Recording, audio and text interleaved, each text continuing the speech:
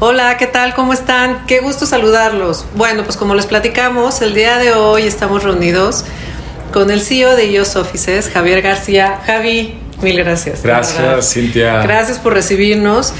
Y como ustedes saben, el objetivo de Health and Positive es apoyar a la gente y comenzar a ver un poco más toda esta parte emocional, cómo trabajan las emociones, cómo están bien, pero también hay una relación directa con las personas. Y con los empresarios hay un punto bien importante que en algún momento yo encontré, y es que son personas que no nada más trabajan, se podría decir como hacia afuera, sino también tienen un punto súper importante en el cual trabajan en ellos y tienen como cierta filosofía para poder salir adelante. Y hoy específicamente vengo a un lugar en el cual uno de los objetivos es estar en un lugar feliz. Uno de los objetivos de EOS Offices es trabajar en un lugar feliz. Javi, tú fundaste EOS Offices hace 14 años con tu hermano, ¿cierto? Correcto, en 2007. Cintia, muchas gracias, en verdad, por la invitación. Es un honor tenerte aquí en nuestras oficinas de Millana y es un gusto estar en tu programa. Muchísimas gracias. Muchas gracias. Correcto, EOS Offices nace en 2007 en Monterrey y aquí en la Ciudad de México en 2008. Ok. Sí, padrísimo. Oye, Javi, platícame un poco. Me llamó mucho la atención. Digo, yo he estado leyendo muchísimo el tema de la felicidad. Estuve leyendo un libro que seguramente ya leíste, el de Sapos, que creo que es muy bueno. Y el hecho de estar en un lugar en donde busquen que sea un ambiente feliz para sus trabajadores, para todos sus colaboradores, ¿de dónde te surge esa idea? ¿Cómo sale? Pues es una historia curiosa y es poco a poco. Cuando me tocó vivir mi etapa de emprendimiento, estábamos en una construcción. O sea, EOS Offices se dedica a rentar oficinas. Tenemos coworks en 40 centros del país, en 12 ciudades. Entonces estábamos abriendo la primera y normalmente lo que encontramos es un edificio, y ese edificio pues hay que arreglarlo por dentro. Hay que ponerle muebles, alfombra, cielo falso, iluminación, aire acondicionado, internet, muros, bisagras, puertas, todo lo que tenga que hacerse de acondicionamiento de interiores para convertirlo en un cowork. Y estábamos en esa etapa donde todo era polvo y ruido y arena y albañiles y trabajadores y yeseros. Y pues imagínate, como emprendedor, pues no tienes muchos recursos, no tienes tampoco un equipo grande, un equipo muy reducido. Entonces andas de todólogo, haciendo de todo. Y nos tocó recibir las primeras visitas de clientes potenciales, de socios que venían a ver lo que estábamos haciendo, venían a ver nuestros espacios, nos habían hecho entrevistas del periódico, habíamos salido en el periódico como un nuevo proyecto de cowork en la ciudad, y venían las personas y me decían: oye, aquí todo el mundo está feliz y aquí todo el mundo me sonríe. Y después de 20, 30 anécdotas de esas, porque fue durante meses, ¿verdad? De la etapa de construcción y en la etapa de empezar a amueblar y empezar a instalar a los primeros socios, y todo el mundo nos decía: oigan, es que aquí todo el mundo está feliz. Y me meto a una sala de juntas con mi equipo y decimos: oye, no rentamos oficinas, vendemos sonrisas. Sí, claro. Y eso es lo que le gusta a la gente. Y desde ahí cambiamos todos nuestros procesos operativos, inclusive cambiamos el perfil de gente a contratar. Es decir, ahora propositivamente buscábamos gente que fuera expresiva, que fuera sonriente, que fuera feliz, porque nos dábamos cuenta que eso era lo que buscaban. Y de ahí seguimos construyendo todo un camino que después de años nos hemos dado cuenta que la felicidad es una parte integral de la vida de la gente en su lugar de trabajo. Entonces tenemos como de nuestros principales objetivos la felicidad en el lugar de trabajo. Está increíble.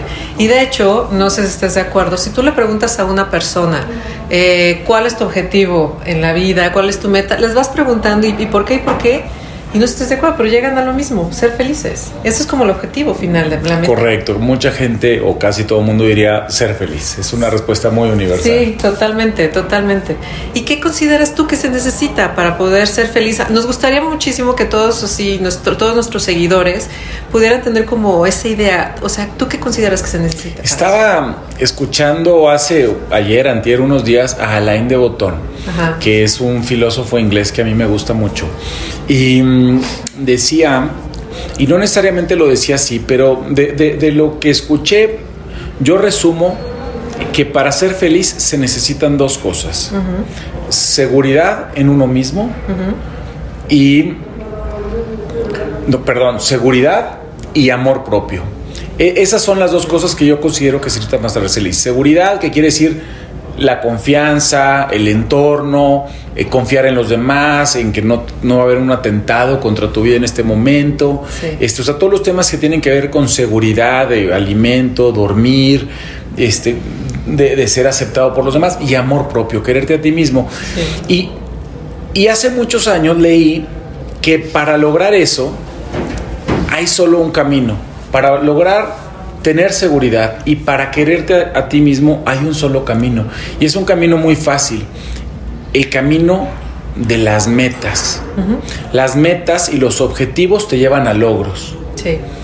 Los logros te llevan a ti a decirte de qué eres capaz. Y si eres capaz de hacer algo, tienes la capacidad de quererte a ti mismo. Y si tienes la capacidad de quererte a ti mismo, tienes la capacidad de sentir que otras personas te puedan querer y admirar.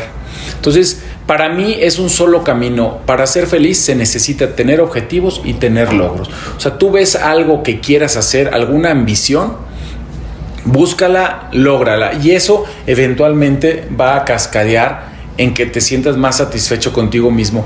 ¿Por qué la gente, me comentabas hace rato que me gusta el hiking, por qué la gente le gusta hacer cosas que no vienen al caso, que te desgastan físicamente, que probablemente hasta te causan la muerte, como ir a esquiar?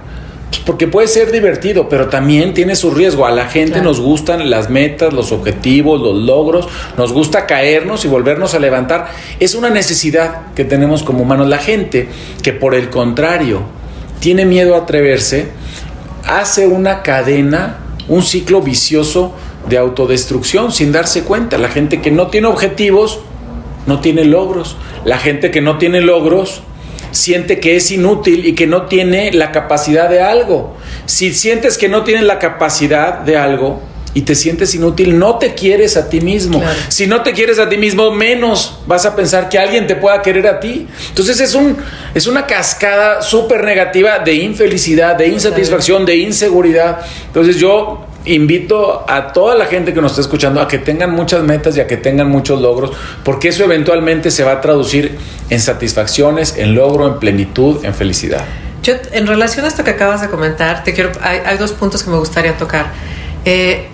Acabo de leer un libro que se llama La hipótesis de la felicidad, y justo habla de ese punto, de que tienes que tener metas y que ir logrando metas, pero también habla de ese proceso en el que tú logras esos objetivos. Entonces, el ser humano como tal cuando tú te comienzas a fijar metas, pasa algo bien chistoso, porque todo ese proceso en lo que llegas a la meta, la logras, estás feliz de que la lograste, y entonces de repente el ser humano busca otra cosa, y cada vez te pones... Acaba. Exacto, es un tema de que te buscas cada vez metas más altas, cosa que nos diferencia completamente de los animales. Correcto. El animal muchas veces no es que vaya por más, o sea, el animal tiene su meta casa y listo, ahí. El ser humano no, cada vez va construyendo más y más y más. En relación a ese tema, a mí se me hace súper interesante porque también comenta un punto en el que cuando llegas a esa meta, muchas veces ya estás cansado, ya te sientes agotado, pero la emoción de haber llegado es maravillosa, pero es más como si te quitaras un peso de encima muchas veces, cuando llegas a esa meta, de todo el esfuerzo que hiciste, ¿no? Cuando llegaste a la meta. Entonces, en relación a eso, ¿tú cómo lo tenías? O sea, tú ya te habías fijado esta meta, te sigues fijando nuevas metas, ¿cómo vas creciendo? Y tú como persona también, y el amor propio, antes de que me comentes. Hay un tema, por ejemplo, hay un autor que se llama Joe Daber que te habla muchísimo de que las personas somos una vasija. Entonces tú tienes que llenar tu propia vasija de amor propio. Mientras no tengas llena esa vasija de tu amor, no puedes como tal compartir amor ni buscar recibir amor. Solamente se desborda esa vasija cuando está llena.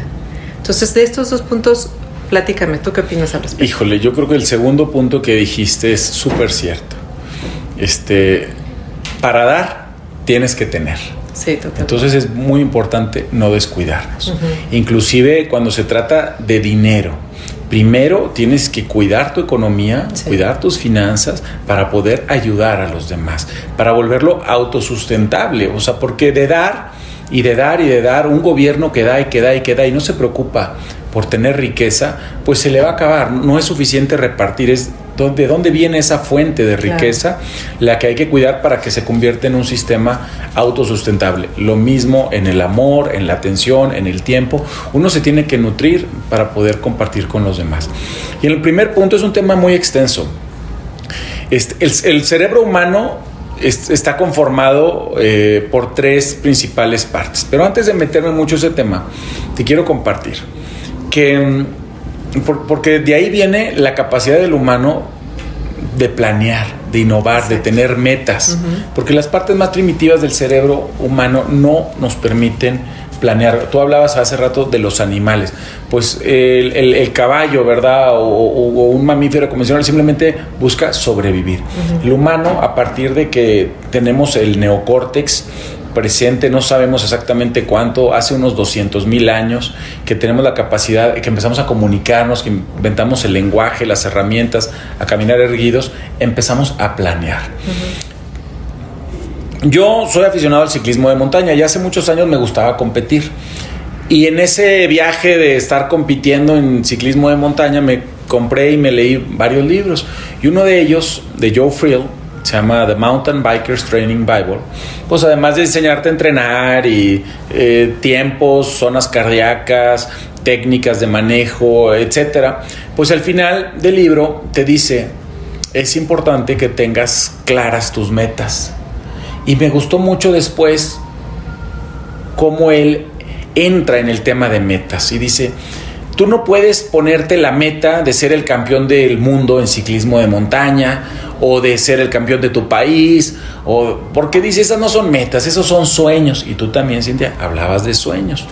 Entonces, esos son sueños. El voy a ganar el primer lugar en la carrera de esta semana o de este mes, son sueños. Dice, lo más probable si estás leyendo este libro es que no tienes un coach, que no tienes no eres ciclista de tiempo completo, probablemente estás casado, tienes unos hijos, tienes una familia, tienes un trabajo y vas a la bicicleta 1 o 2 o 3 veces a la semana, pero no eres un ciclista. Dice, mejor ponte metas que sean más aterrizadas a tu realidad. Por ejemplo, y me encantó leer toda esta parte del libro en donde decía, voy a bajar 3 minutos en el circuito de mi distrito, en mi delegación, voy a quedar en los primeros 5 lugares en el serial anual de carreras de bici de montaña, y así, dice, también puedes tener sueños, igual y quiero ir a competir al nacional, puede ser un sueño. Dice, pero ¿qué pasa? Y esto es lo interesante, y creo que con esto llegamos al punto de lo que me estás preguntando. ¿Qué pasa una vez que logras tus metas? Una vez que logras tus metas, tus sueños se convierten en tus siguientes metas. Entonces, una vez que ya quedaste en los primeros 5 lugares de tu estado, una vez que ya lograste los primeros, bajarle 2 o 3 minutos a tu circuito, en ese momento puedes decir, oye, probablemente el próximo año puedo ir a competir al nacional. Claro. Y así te la vas llevando. Y lo mismo pasa con EOS Offices. Obvio, si tú me hubieras escuchado a mí platicar en 2006, mis planes como emprendedor, dicen que un emprendedor sobreestima lo que puede hacer en un año y subestima lo que puede hacer en 10. Pensábamos en EOS Offices en aquella época, en dónde íbamos a estar. Eran sueños completamente no aterrizados e irreales, muy, muy lejanos y muy distantes. La meta, abrir nuestro primer centro de oficina en 2007 en Monterrey, Nuevo León. Una vez cumplida esa meta, abrir oficinas en la Ciudad de México ya no estaba tan lejano, ya era una meta que pudimos llevar a cabo en 2008 y así sucesivamente, al punto en el que los últimos años hemos estado abriendo 4, 5, 6 centros por año, nuevas ciudades. Este año estamos agregando León y Culiacán. Entonces ya no son sueños, poder pensar en 2022, en 2023, en otros países, ya no son sueños, ya son metas que son apropiadas para lo que hemos logrado en este momento.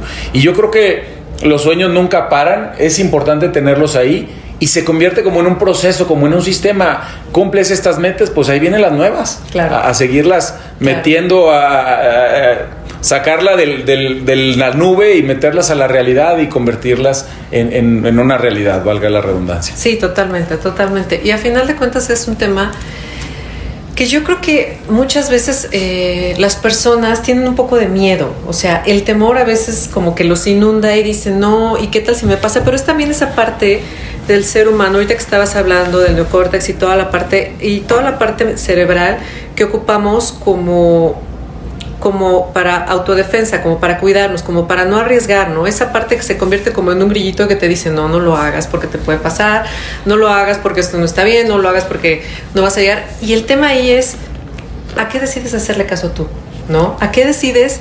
O sea, ¿a cuál le vas a hacer caso? A esa intuición que te dice, sí lo voy a hacer, y que traes esas ganas y ese sentimiento de que tienes ganas de hacerlo y lo vas a hacer y le vas a poner todas las ganas y es tu meta, o esa idea de, híjole, quién sabe si lo vas a lograr, o no, esto está muy arriesgado. O sea, ahí, ¿cómo lo manejas? Has tocado unas palabras súper importantes en tu podcast que ni de chiste puedes cubrir en una hora. Hablas de sueños, hablas de metas, de miedo. Tratemos de hacer a lo más que se pueda. Los humanos somos unas máquinas súper eficientes para detectar miedo, riesgo, peligro. ¿Por qué? Pues porque nuevamente tenemos cientos de miles de años sobreviviendo gracias a este mecanismo de sobrevivencia. Sí. Pregunta rápida, ¿qué es más importante? ¿Estar viva o hacer un podcast? Sí, no, claro, estar vivo. O sea, ¿qué es más importante? ¿Estar vivo o emprender? Siempre va a ser más importante nuestro mecanismo de sobrevivencia, de supervivencia. Siempre nos va a ganar. Lo que tenemos que hacer es entrenarnos a nosotros mismos a que no nos está comiendo un león. Exacto. Afortunadamente tenemos donde dormir, probablemente una cobija, y probablemente tenemos que comer.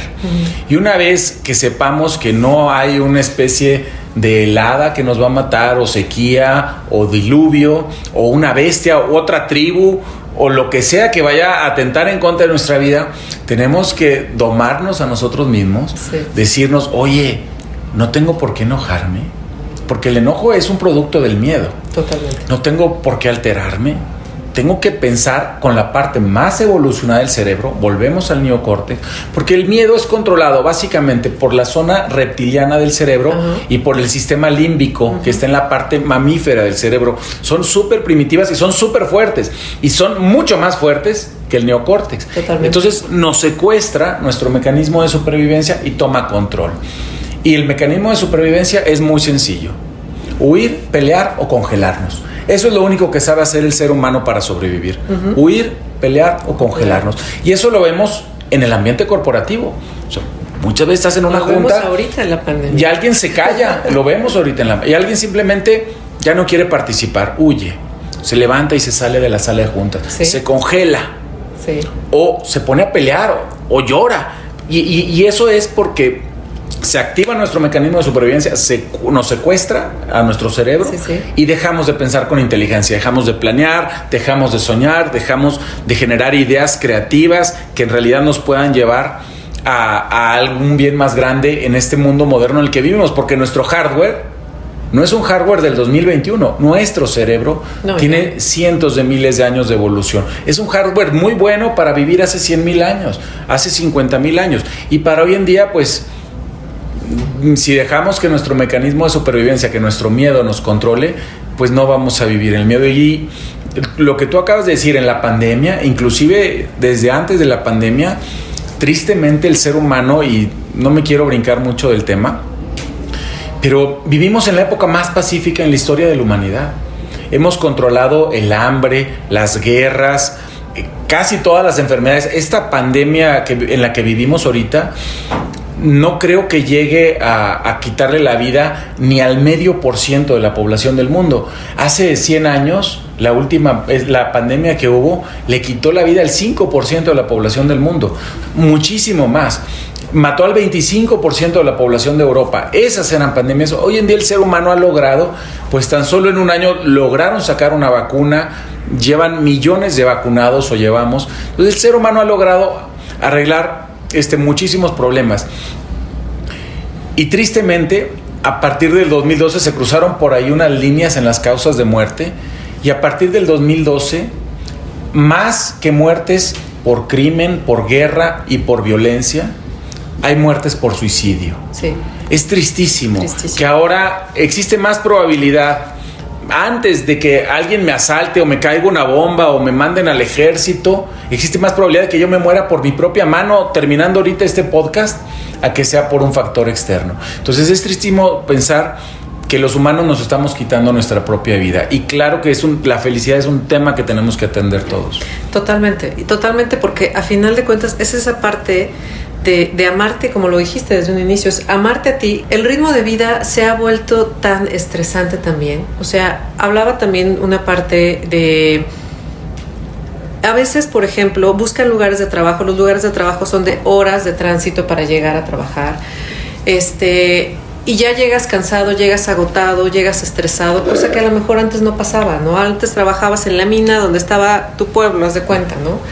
Entonces, también este tema ha sido un tema que ha afectado mucho a la felicidad, porque parte de una fórmula que ahorita te voy a mencionar es, no puedes, hay factores externos en tu vida que por más que quieras trabajar en ellos, si no logras como controlarlos o moverlos o tomar la decisión de quitarlos de tu vida, por ejemplo, como un lugar ruidoso en el cual nunca te vas a acostumbrar, como por ejemplo el tema del estrés de estar 2 horas de camino, ese tema no te ayuda tampoco a estar feliz. ¿Por qué? Porque ya llegas cansado, ya llegas de malas, generas emociones súper negativas y eso te genera que se deteriore tu sistema inmunológico en todas las sustancias o todas las sustancias que generas al momento de tener esas sensaciones. ¿Y cómo se arregla eso? ¿Cómo lo vamos a arreglar?